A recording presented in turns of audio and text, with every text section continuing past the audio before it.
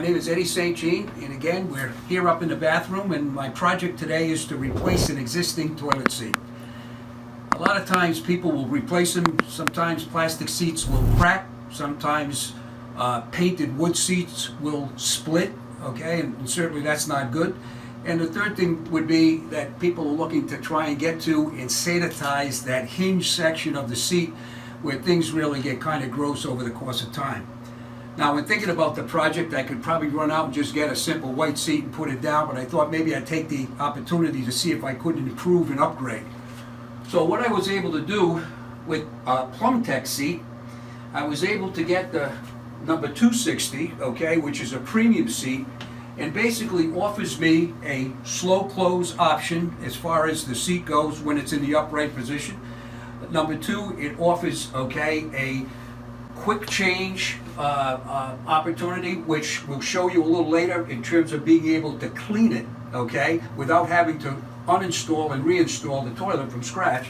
And then the other thing is we have a little bit of a nice design issue over here where, as you can see, the old seat, there's a space in between here as far as it goes. Over here, we have a nice simple straight line. The cover covers the profile of the seat.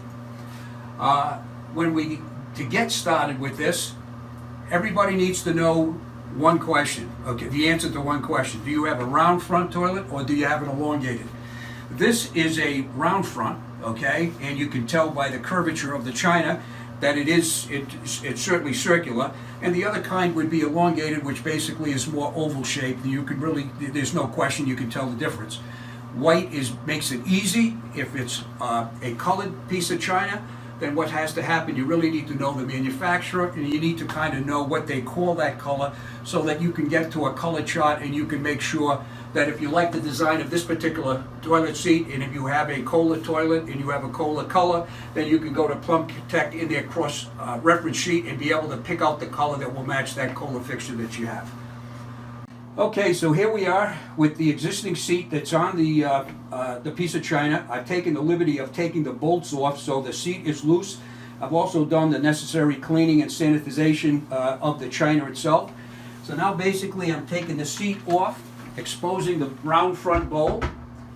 And what we're doing over here now is, these are well laid out instructions with the Plumbtech seat that make it real easy to follow. What we're doing here, we're going to take and put the new round front seat over. We're going to flip up the caps in the back, which show the hole through which the bolt in the fastening system is going to take place. Okay, so the first thing we need to do, and also with this, and it makes it a little bit easy, we take and put the plastic bolt through. We have two other pieces. We have a centering cone. We also have, well, it's almost like a molly bolt. So what's going to happen here, once I put these and start this thread from underneath, I'll be able to do the rest all from on top. No need for a wrench or any other fastening system. So one hand for that.